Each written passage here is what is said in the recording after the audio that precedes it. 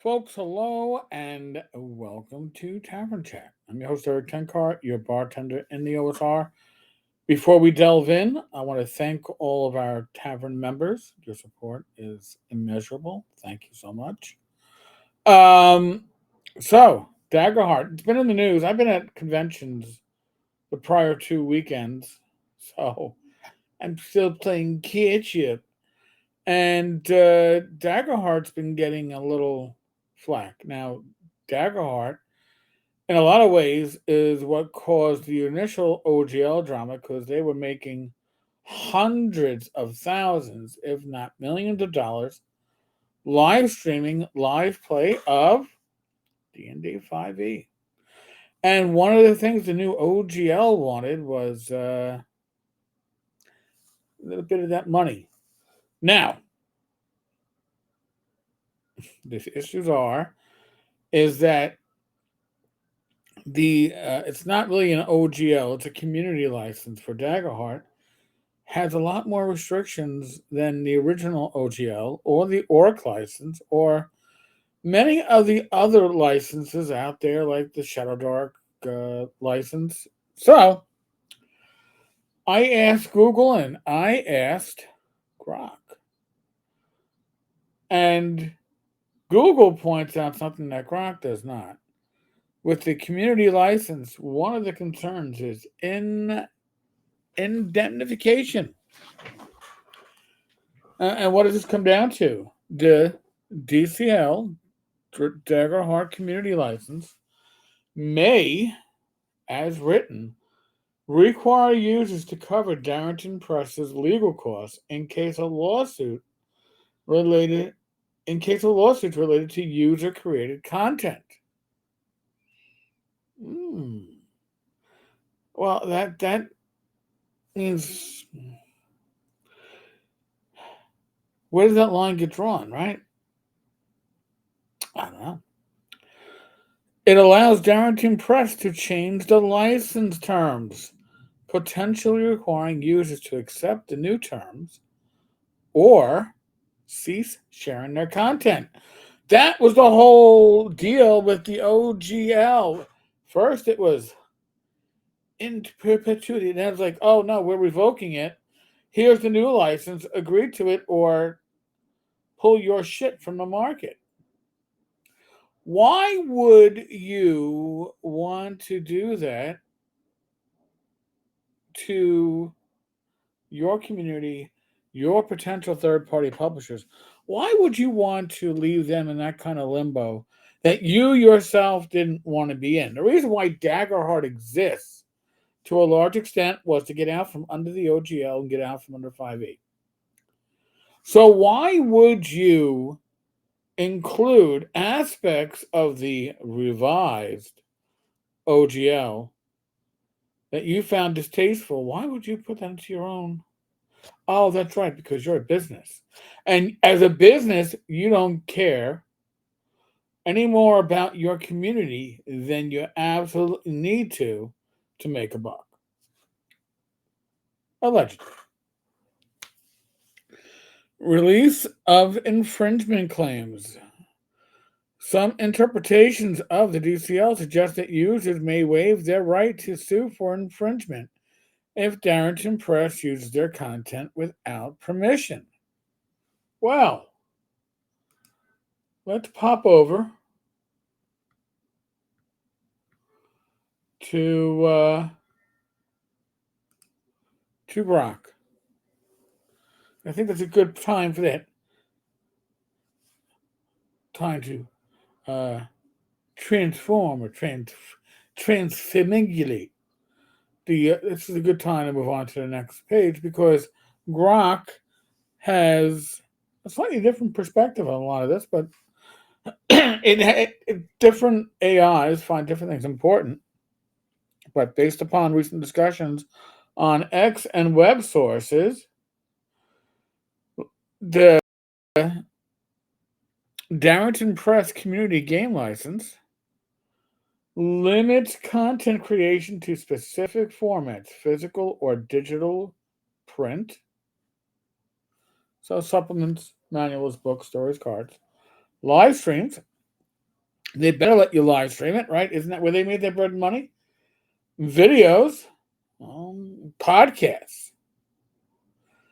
It explicitly excludes other formats like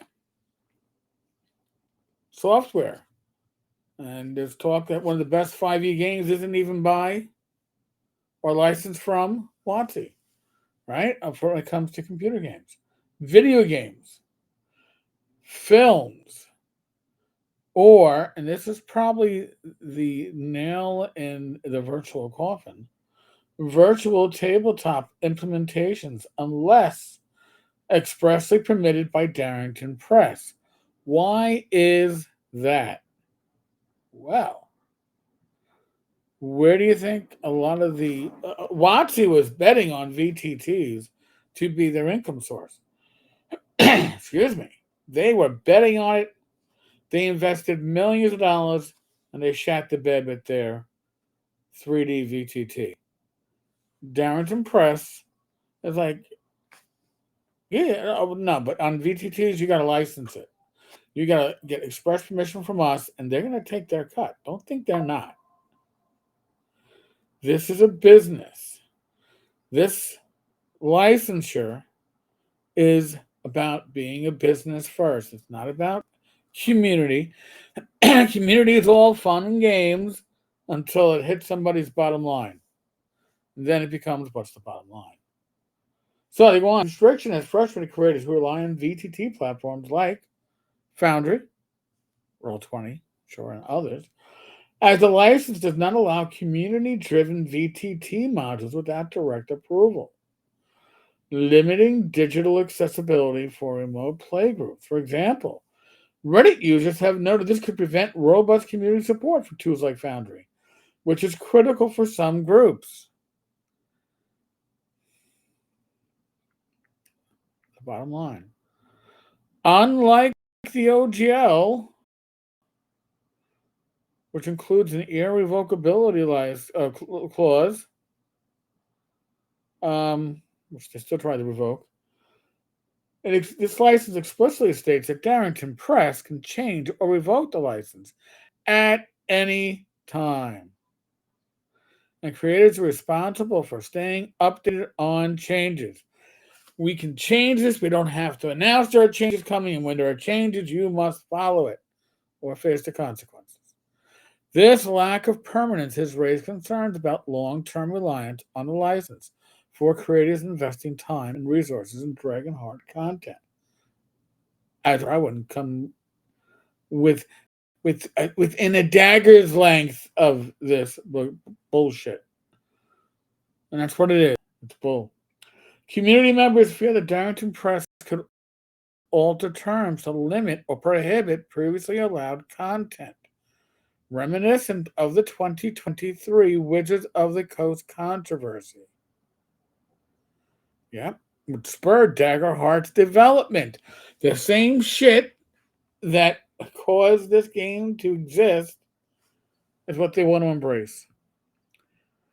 Posts on X highlight this as a ladder-pulling move, suggesting Critical Role is fully supporting the open community ethos they initially championed. They championed it until it was profitable not to champion it, or more profitable.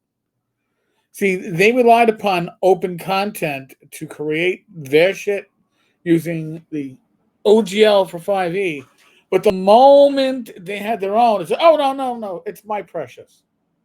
My precious. Section 5 allows Darrington Press to adapt ideas from community-created content that is itself based on the DaggerHeart System Reference Document, SRD, without needing explicit permission as long as they don't copy the content verbatim. John is an ass. Oh, I won't copy that verbatim. John is an asshole. I guess it's not verbatim anymore. Right? I mean, while this is standard copyright protection to prevent lawsuits over similar ideas, some creators worry it could lead to their original contents being repurposed by Darrington Press without credit or compensation. That's certain. It isn't the normal boilerplate. This is pretty explicit boilerplate. On Reddit, users have debated whether this clause is overly broad, potentially discouraging creators from sharing innovative content out of fear that Darrington Press would claim derivative rights. Excuse me. Complexity and lack of clarity. Compared to it is seen as overly complex compared to simpler systems like Shadow Dark, simpler licenses, which essentially permits anything except copying official art. Some community members argue that the detailed restrictions and legal jargon make it harder for small creators to navigate, potentially stifling community content like adventures or supplements. For instance, the license requirements to use only SRD content, not the DaggerHeart core rulebook, and its prohibition on using campaign frames in actual plays has led to confusion about what is permissible, especially for streamers and podcasters. So essentially, you can't use the rulebook on a stream or on a recorded live play if it includes stuff in gameplay that's not in the SRD. Ooh. And you can't use any of their official scenario. Ooh. You can't use any setting content or campaign frames. This is I know why they're doing it, folks. It's about protecting their niche while still trying to appear like they're trying to be giving to the community. To catch 22.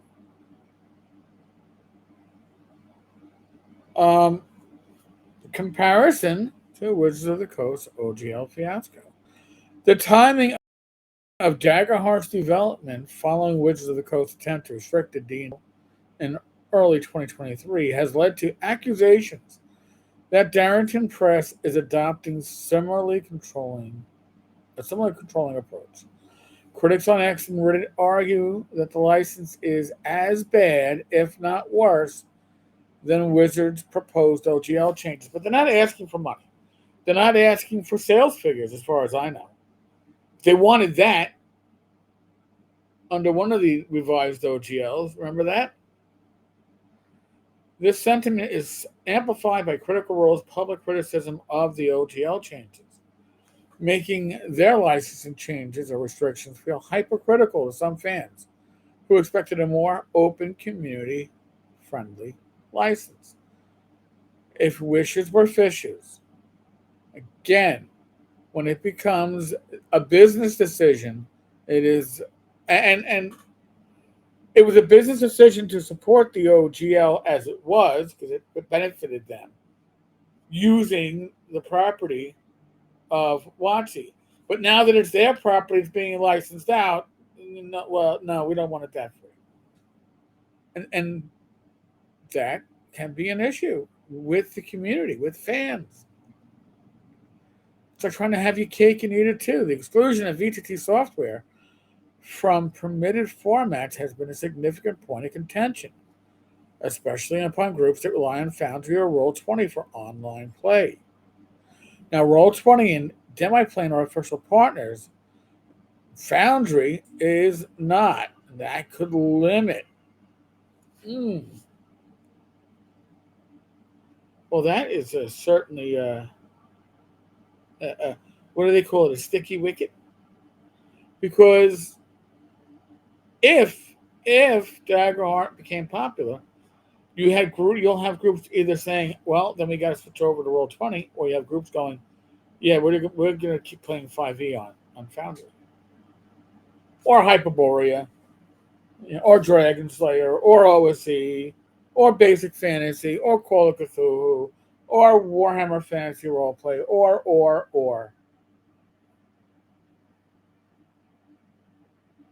Community perception of hypocrisy. Critical Role's history of leveraging the OGL for their D&D-based success has led some fans to view their license as a step backward. post on X suggests that Darrington Press is, as stated before, pulling up the ladder by imposing stricter controls than the OGL, potentially limiting a kind of third party ecosystem that helps Critical Role thrive. They don't want you all to thrive, they want you all to play their game. And they're trying just to give you enough to encourage that. The perception is compounded by the lack of an irrevocable clause. That, to me, done. Finis. As a creative, as a player, I wouldn't. There's nothing here that affects me as a player except for the fact that I have no interest in the game. But if I was a creative and I was looking to create for DaggerHeart, that clause right there, I'm walking away. Making creators wary of building long-term projects under a license that could change unpredictably. Folks, there's counterpoints in context. I'm not going to delve into that. That's not the point of this video. To tell you some of the issues with this license, the conversations that are going on about it, I'm going to throw out the question now. Are you going to play DaggerHeart? Are you going to create for DaggerHeart? Do you have any interest in DaggerHeart? I'm not a Critical Role person. When I say that, I'm not saying like, well, I'm not a big fanboy. No, I watched 10 minutes of an episode and said, yeah. Wish I could get into it. Because I'm sure for some, it's their gaming fix. Like, oh, I can watch other people game and feel like I'm part of the game. It didn't seem real. I couldn't suspend my disbelief, which I have to do in certain genres, right? If you're a medical professional and you're watching a medical drama, you likely go into it with the idea of, I'm going to suspend my disbelief and just enjoy the ride. It's fine. If you're a lawyer and you're watching a court procedural, you're probably going, all right, this isn't real court. This is TV court. I'll just go along for the ride. Retired law enforcement. I watch nearly all cop shows and TV movies and go, and I got to stop ruining the fun for others and just go along for the ride or not watch it. Okay, as a role player, that's how I look at Critical Role. You know what? You do you. If you enjoy that stuff, that is awesome. I couldn't get into it. I could not suspend my disbelief enough. So, folks, give me your feedback. Let me know. Are you playing DaggerHeart? Are you creating for DaggerHeart? If you're saying yes to either of those or no to either of those, why? I'd like to hear your opinions. It matters. By the way, this is going to be going up Friday. No live stream tonight. 2 reasons. Glenn has family stuff, and I got family stuff. My family stuff is Rachel's birthday. Go figure. All right, folks. On that note, be safe, be well. God bless. Roll those dice. Roll them well. Back again tomorrow. Live stream Gamers Health, and this weekend I'll start reviewing some of the stuff that I picked up at Central New York Con, or at least showing it off. Catch you all later. God bless. Be good. And we're out.